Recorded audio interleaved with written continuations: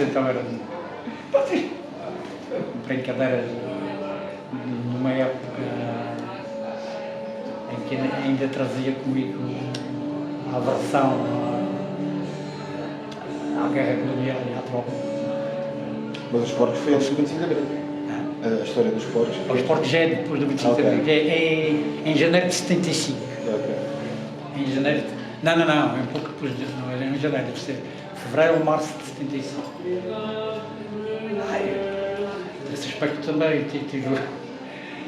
Depois fui forçado, já agora, que me foi atribuído por N razões, uma delas uma tentativa de levantamento de ranchos, me atribuído.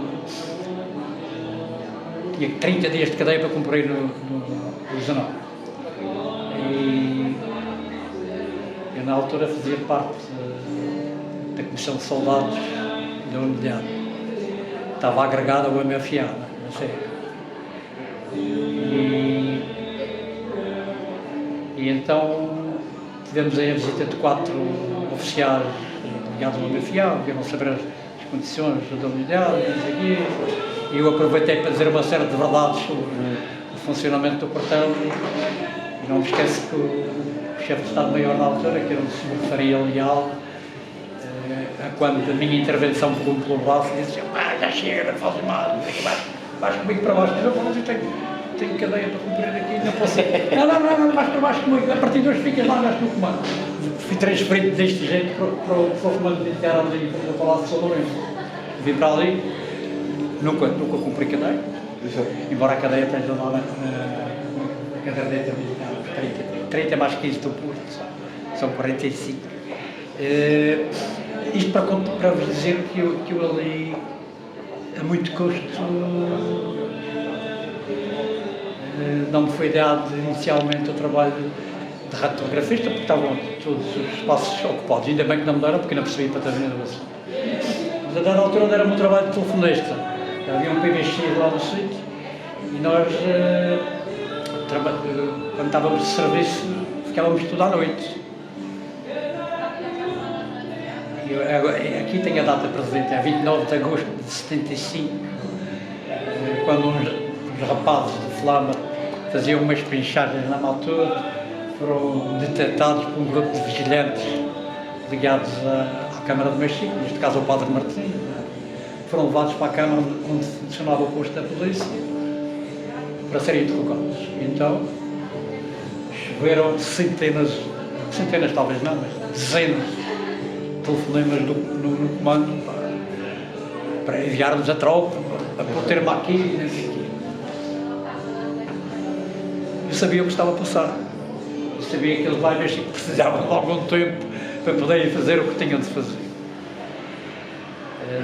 Mas o direito que me cabia, entre aspas, era de passar essa mensagem ao oficial de dia, que por sua vez mandava a tropa e intervir. Confesso que aguentei isto até não poder mais, há umas 2 horas ou mais de tempo, aguentando. Dizia os tempos que ligavam: já foram, não sei o que, ninguém.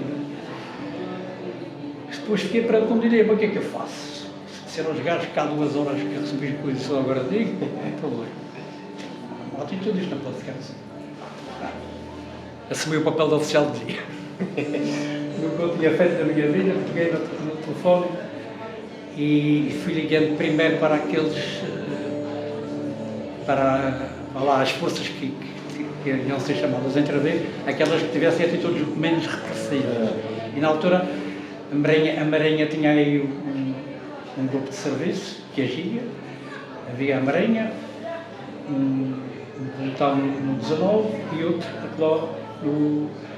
na Polícia Militar, que funcionava aqui no Forte Santiago. Então pego no telefone, digo que me para a Marinha, para os gajos avançar, deixei passar um pedaço de tempo, desliguei para o 19, mas identifiquei-me como oficial de dia. Tinha que ser.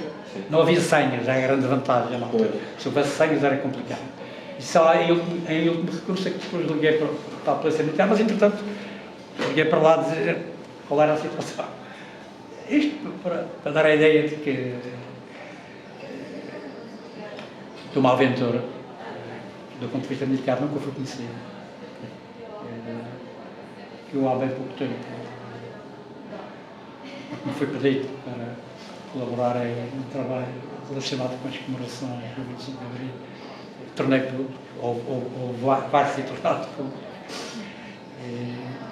Como era possível subverter as coisas em determinado momento, mas estava com um pouco de vontade e ousadia, não é? E imaginação. Sim, era preciso um pouco disso. Posso voltar a falar da Zona Velha. Da Zona Velha há nunca mais acabar de histórias por contar. E falando das associações, ainda vou lembrar outra coisa que, para perceber a importância e a capacidade de dinamização que esta gente tem. Também se viu que é o waterpolo, tipo de bola, que antigamente se jogava junto ao quadro da cidade. E que uma parte significativa dos intervenientes ou dos jogadores era quase toda gente daqui.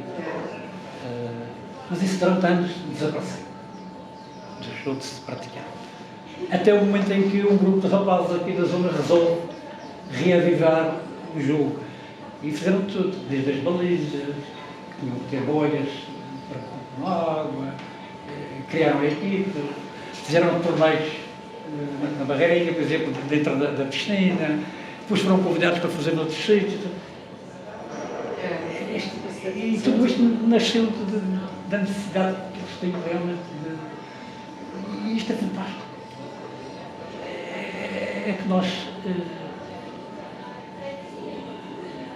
que nós, perante as autoridades, na época, nunca houve cuidado de ninguém nos incentivar para isto ou para aquilo.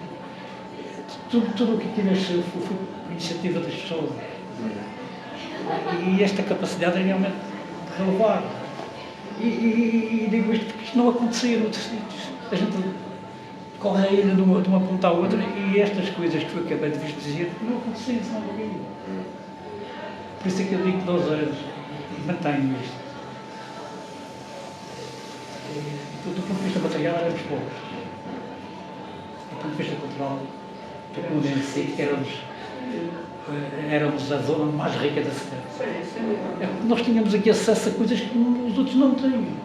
As feiras, os brinquedos, o cinema, o teatro. É que tudo se desenvolvia aqui. Só os espaços de cinema aqui havia 3 ou 4. Além do Grande Reis. Havia o Sindicato dos Jogadores que tinha uma sala de cinema. Havia o cinema na Igreja do Socorro, ao lado como é que chama aqui? Ao lado da igreja. Ao lado da igreja.